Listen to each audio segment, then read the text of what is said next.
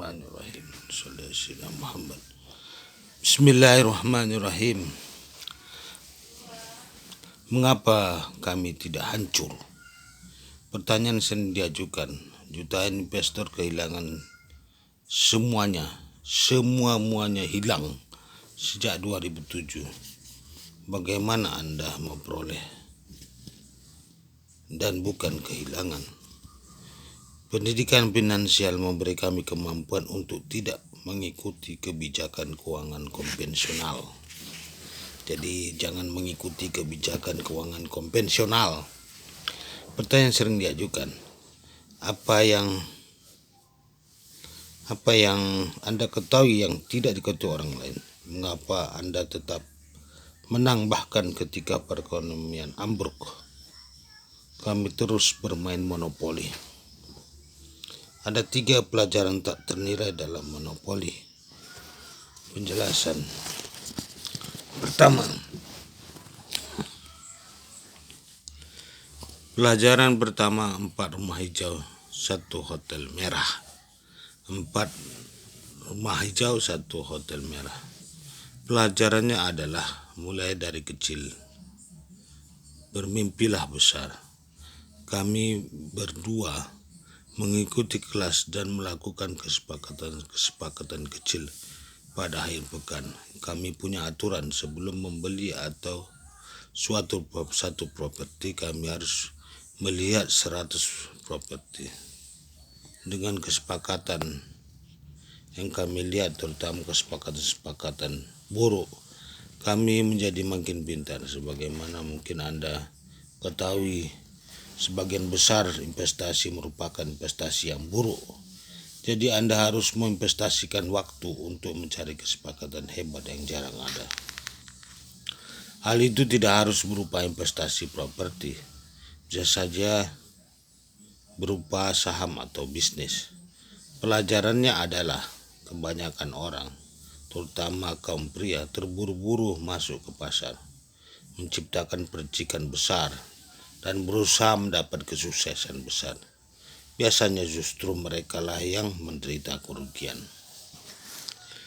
Beri diri Anda setidaknya 5-10 tahun untuk belajar dan mendapat hasil dari pengalaman. Jika menyukai properti, mulailah dengan properti. Jika menyukai saham, mulai dengan saham. Jika tertarik dengan bisnis, mulailah dengan bisnis.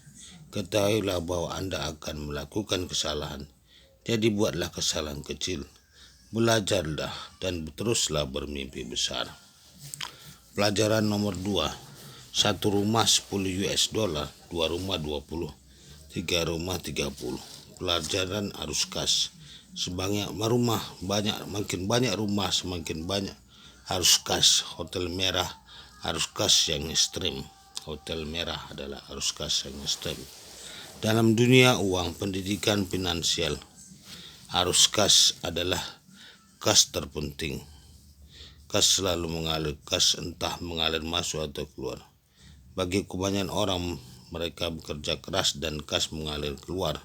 Pendidikan finansial sejati melatih Anda menjadikan kas mengalir masuk. Para investor terdidik secara finansial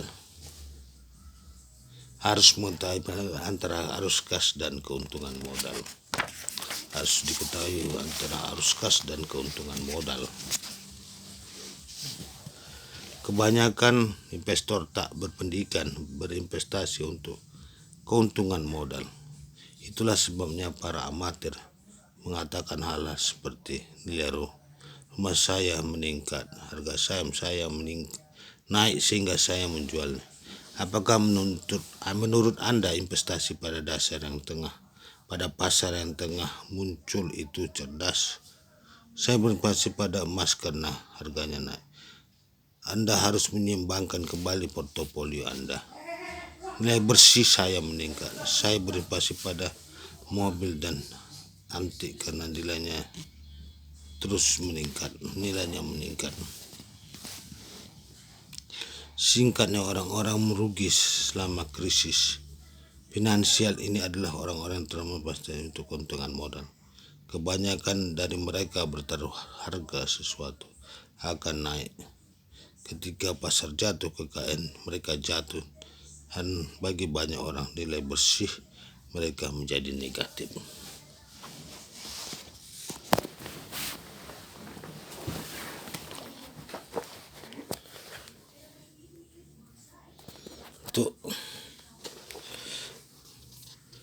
Untuk agar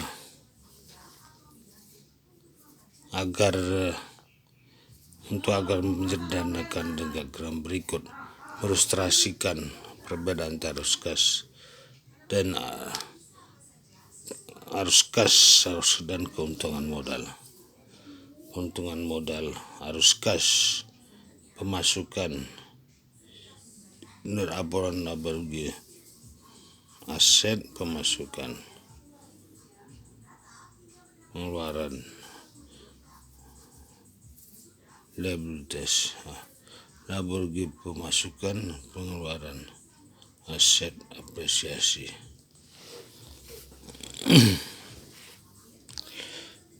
Ketika saya dan Kim membeli satu properti, kami terutama berinvestasi untuk arus kas dengan diagram besar. Kami ingin melihat laporan finansial, entah itu rumah sewa dengan 2 kamar senilai 45.000 US dollar atau resort dengan lepang senilai 46 juta dolar. Berbasis untuk arus kas berarti kami harus membuat kas mengalir masuk. Karena perekonomian jatuh dengan ada 3.000 unit sewa dana properti komersial, arus kas tetap mengalirkan laba. Meskipun bahkan secara perekonomian mengering, kas terus mengalir untuk masuk karena kami memastikan ada pekerjaan yang solid di daerah itu. Apapun sebab selalu ingat bahwa sama berharga dengan pekerjaan. Kami tidak berinvestasi properti kediaman yang berkelas. Bersama mitra kami Kim, kami Ken McElroy,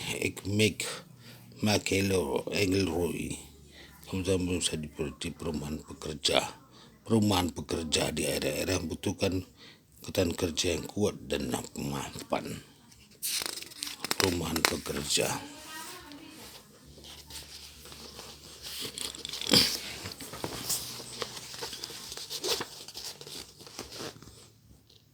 Itulah sebabnya kami memiliki properti di Texas dan Oklahoma, karena minyak membutuhkan pekerja. Bahkan dalam kejatuhan, orang tetap membutuhkan atap di atas kepala mereka, dan dunia terus membakar minyak. Kami juga berinvestasi pada rumah pekerja di kota-kota pelajar karena kota pelajar memiliki pekerjaan yang mapan. Dengan properti flipper, orang yang membeli properti untuk kemudian menjualnya dan waktu singkat yang hancur. Flipper berbasis untuk keuntungan modal diagram 2. Mereka mengandalkan gelombang properti untuk membuat harga terus naik.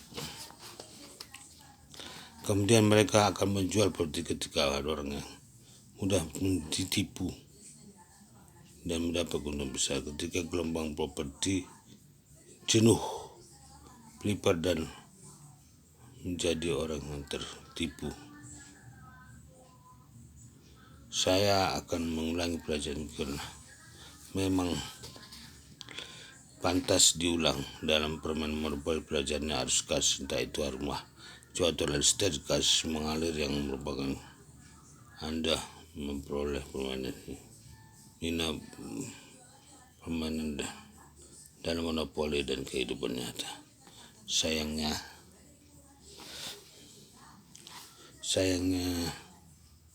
karena kurangnya pendidikan finansial,